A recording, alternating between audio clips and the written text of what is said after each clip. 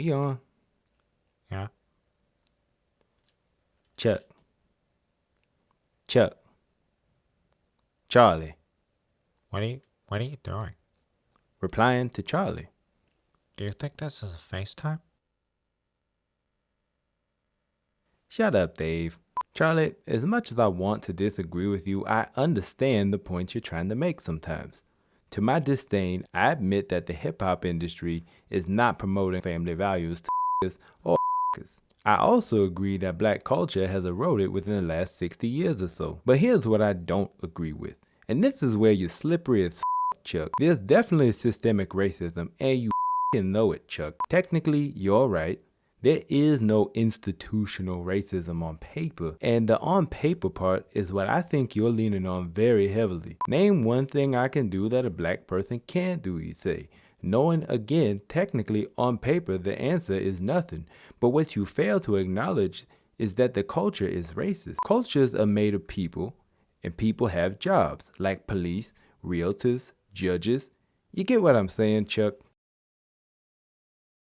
You need an example? Okay, Kathleen Ryan, a racist probate court judge that was fired for expressing her hatred for black people on a hot mic. She was fired, but she was already a judge for 13 years, Chuck. How many people did she put away due to her bias? Do you think the civil rights movement somehow changed the wicked ways of some evil people? That was in 2024, by the way. Speaking of civil rights, so-called black culture in America has degraded in the last 60 years. But some might argue this is in response to environments and policies created by people like the dishonorable judge I just mentioned. The racism, of course, isn't part of any job description or policies of the companies they work for, but it doesn't have to be to affect the victims of the hatred, Chuck, and you know that. And that's why I feel like you're kind of a smart ass and come off as condescending. Trolling children, huh? That gives big energy, huh? And since you're so sophisticated, riddle me this, Chuck. Greenwood, Oklahoma, 1921,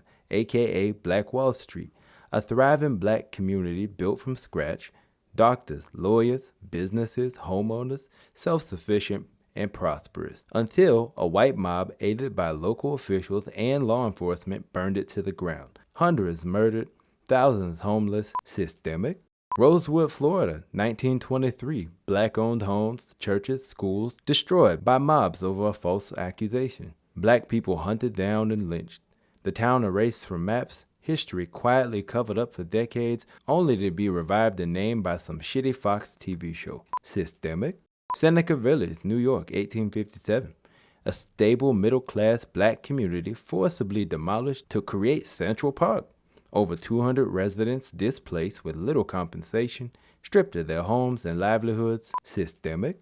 Detroit, Michigan, Paradise Valley, and Black Bottom, 1950s. Vibrant culture centers bulldozed for highways and urban renewal. Thousands displaced into poverty and public housing projects. Systemic?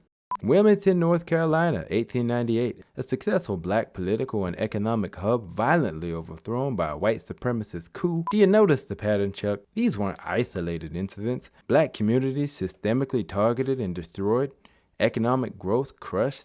Generational wealth erased. You could argue that was before civil rights, and I would argue that the energy is alive and well, and you can see it in the thousands of videos of white people harassing black people in their own neighborhoods, asking them where they live. Look at me, Chuck, dead in my eyes, and tell me that a bunch of nappy-headed are welcome to come buy half of the land wherever you live and start building our own police stations, schools, doctors' offices, and sports arenas. Now tell us we'll encounter zero problems from city permit and officials, people. Tell me land realtors will offer me all the land in their inventories and not just the shitty ones because they just assumed my price range. It's arguable civil rights was part of a systemic plan to stop us from achieving true independence all along.